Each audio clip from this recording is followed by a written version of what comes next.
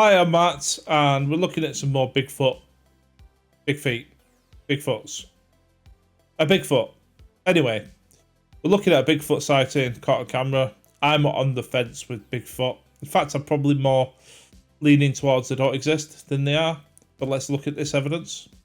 This story begins all the way back in 1991 in the Blue Mountains of Washington State, just I did a video about Blue Mountains. Apparently they've got some like orbs that show up, and they have done for decades. north of Mill Creek. Former U.S. Forest Patrolman and Bigfoot investigator Paul Freeman has come here with a colleague looking for evidence of Bigfoot. Sure enough, what they found were hundreds of tracks of a Sasquatch. Freeman measures the prints and makes these plaster casts. He's convinced this area is a Bigfoot hotspot, and over the years, the evidence just keeps piling up. I mean, it's really good that you show up to get evidence of Bigfoot, and there's hundreds of tracks there that you just happen to come across. 1992, in the neighboring Deduct Spring area of the Blue Mountains, Freeman shoots this video showing what he claims is a Bigfoot ambling through the woods. I mean, not only has he found hundreds of tracks, but he's also got a Bigfoot there just waddling through. I tell you what, he's one lucky son of a bitch. The creature allegedly left more prints, like this. And 4 years later, even more prints found in the moist ground in the nearby 5 Points area. Is it like an hour's drive away from his house? Look closer. These whoppers are 14 inches long. If they're real, whatever left them is big, really big. Is it Shaq O'Neal? He's got like size 15, hasn't he? Many of these footprints penetrate into the Ah, I know what made it. It's Kareem Abdul-Jabbar. Over and out. Wait a minute. I know you. You're Kareem Abdul-Jabbar. You play basketball for the Los Angeles Lakers. I'm sorry, son, but you must have me confused with someone else. My name is Roger Murdoch. I'm the co-pilot. ground quite deeply. And this If you know, you know. photograph right here, you can see right there, the midtarsal pressure ridge. Check it out. According to Barrickman, this midtarsal pressure ridge is one of the key differences between human and Sasquatch anatomy. Behind the metatarsals is a big jumble of bone right beneath the ankle. But that jumble of bones in human beings, it doesn't bend at all because we have an arch that holds our foot stiff. But Sasquatches can actually bend their foot to some degree How do you know? You've never seen a Sasquatch skeleton, have you? at that location. It is And do you know why you've never seen a Sasquatch skeleton? called the midtarsal joint. Of course, some have claimed this was all one big hoax perpetrated by Freeman, but Barrickman says we know what faked prints look like. You can see when we compare Freeman's to a known fake made with a wooden prosthetic.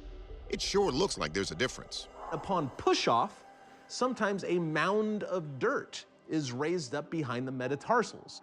This was not possible with a fake wooden prosthetic. I don't know. The idea of the mid-tarsal break was actually developed by our very own Bigfoot expert, Jeff Meldrum. Meldrum's hypothesis has been, no pun intended, a major step in the investigative research of Sasquatches. Let's see what our experts have to say about these particular prints.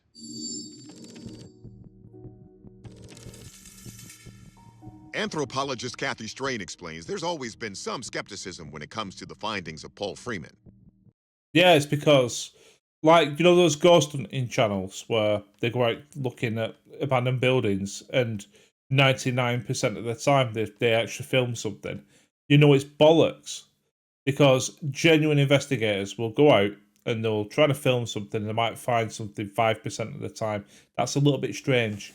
Like maybe an EMF reading here, or I don't know, a shadow there, or a bump in another room that's empty. They don't go and find stuff every single time they go out filming. So those channels where they go out investigating and they find stuff in every single place that they go, it's bollocks. It is 100% bollocks.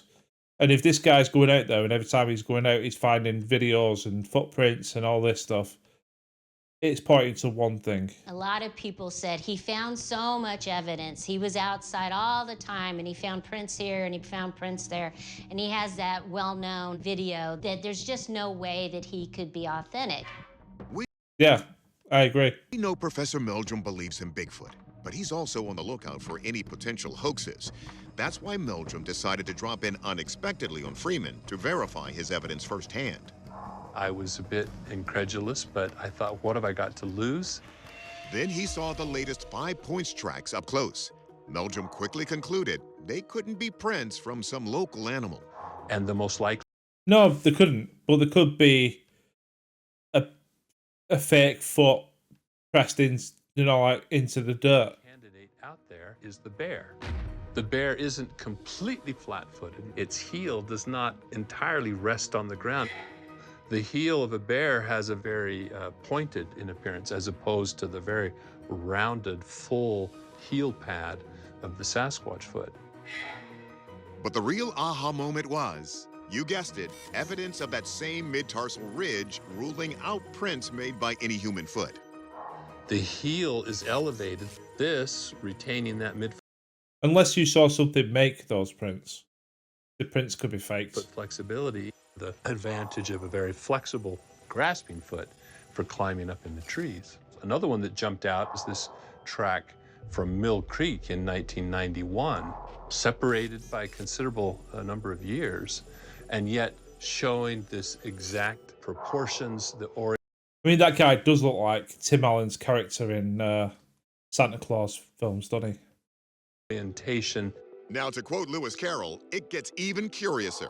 Since all of these prints show evidence of the Midtarsal Ridge and are the same size, Meldrum and Cliff Barrickman not only believed that these prints are real, but that they could be coming from the same individual specimen of Bigfoot. This particular animal's footprints have been found on a number of occasions. In 1991, 1992. The amount of people searching for Bigfoot and you never find evidence, real evidence, or a skeleton points to one thing, and I'll say it, it's fake. There's nothing to it.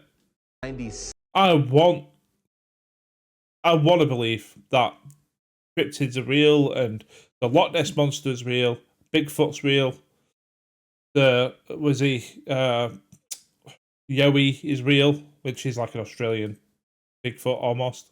The Yeti, you know, the Abominable Snowman, which is the same thing, but named differently. You know, the Chupacabra, all these cryptids. I would have the Mothman. I would love all this stuff to be real.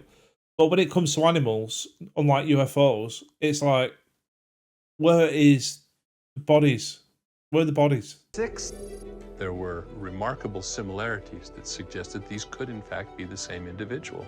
And get this, based on research, Meldrum thinks Sasquatches can live to be about 30 to 50 years old. So this specimen could very well... How does he get that? How does he determine that? DNA evidence? Nope. Skeletal remains? Nope. Carbon dating? Nope. be at least 15 to 25 years of age. This evidence demonstrates the existence of an unrecognized species. Yeah, it's called fucking plaster cast of a plastic fake foot depressed into the soil. If people believe in Bigfoot out there, I am sorry, apologies, but tell me why you believe. Tell me why you believe the evidence when all we've had is really dodgy videos and plaster casts and sounds of knocking in trees. But we've never had bones, DNA evidence. We've never had an actual HD full-blown sighting. We've never had drone footage of these things being caught, like in proper 4K coverage. The bone, I always go back to skeletal remains. Every animal out there, even dinosaurs that died millions and millions of years ago, we've got the bones, we've got the evidence. You never see the bones of any Bigfoot. Why? Our verdict? Don't say it's a genuine Bigfoot. Potential primate print.